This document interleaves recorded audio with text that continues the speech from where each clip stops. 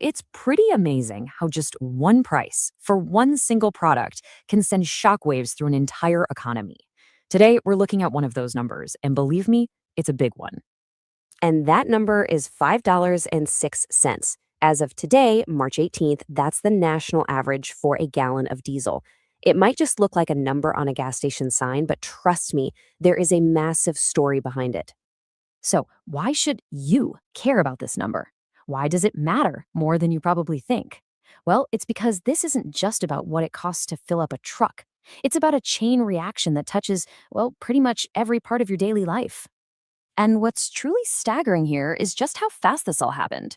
I mean, think about it. Just 1 month ago, that same gallon of diesel was $3.67. That is a 38% jump in just a few weeks. A shock to the system like that, it doesn't just disappear, it has consequences. And the very first consequence, the first domino to fall, is the trucking industry. You can think of trucking as the circulatory system of the entire US economy. And right now, that system is feeling some serious, serious pressure. And this chart, wow, it really shows you why. A staggering 70% of all goods in the US get to where they're going by truck. We're talking about everything: your food, your Amazon packages, the materials to build your house. If you bought it, chances are a truck brought it. That makes diesel the literal lifeblood of our supply chain. But what does this actually feel like for the men and women behind the wheel? Well, listen to this quote from a trucker. They said, "I'm literally eating the cost of fuel every time I fuel up. I have to budget what bills can get paid, what groceries I can do this week." This isn't some abstract economic problem for them. No, it's a real daily financial crisis. And this all feeds into what we can call the trucker's dilemma. See, because prices shot up so fast, a lot of independent truckers are now operating at a loss. The contracts they signed, they can't be renegotiated quickly enough to cover a 38% spike in their biggest expense. So what did they do? Well, for some, the only smart financial decision is to just park their trucks. And that puts all of us right back at risk of those major supply chain disruptions we all remember from not too long ago.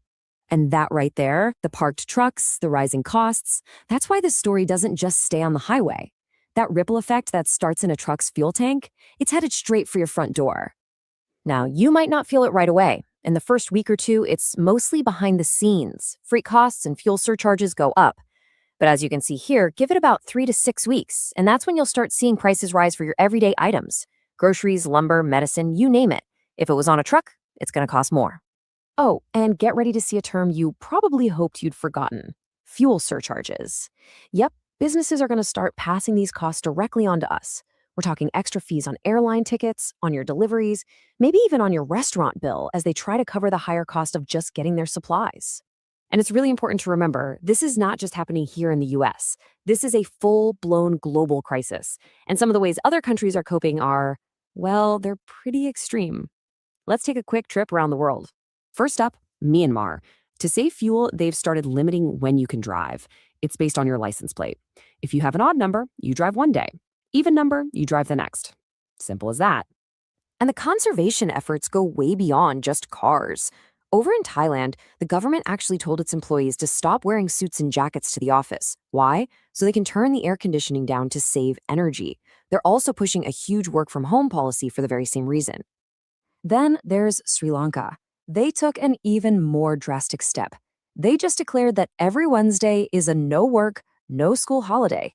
The whole point is just to keep people off the roads and save fuel. And in places like Nepal and Bangladesh, it's gotten so bad that panic buying has forced the government to start rationing basic necessities like cooking gas and fuel. It's a really stark reminder of how essential this stuff is to just daily life. Okay, so these are all really serious, widespread measures, and they all point back to one single powerful cause. So what exactly is creating this global storm? And maybe more importantly for us, how can we find a little shelter from it? The epicenter of this whole crisis is right here, the Strait of Hormuz. This is one of the most critical waterways in the entire world for shipping oil. But right now, geopolitical tensions with Iran are creating a massive bottleneck, choking the flow of oil and sending prices straight through the roof. Now, the sources we're looking at for this explainer mention that the Trump administration believes this conflict is nearing its end. However, other countries are still really wary about shipping through the strait, and that caution is what's keeping the global oil supply low and, you guessed it, prices high. Okay, so that's the huge picture, right? A global bottleneck creating problems in our own backyard. So, looking at all this, the big question is, what can you actually do about it? Look, while we can't solve the whole global crisis ourselves, the source material does have a few practical tips to help ease the pain at the pump. First off, pretty simple, try carpooling to split those fuel costs. Second, you can use cashback apps like Upside. Third, it really pays to compare prices with apps like GasBuddy. And finally, if you're a member, warehouse clubs like Costco often have some pretty significant discounts on gas. And all this brings us to our final and maybe most crucial point. People in the know often call the trucking industry a leading indicator for the economy. Basically, when trucking slows down, the rest of the economy tends to follow. So the big question we're left with is this: what is the current price of fuel really telling us about tomorrow?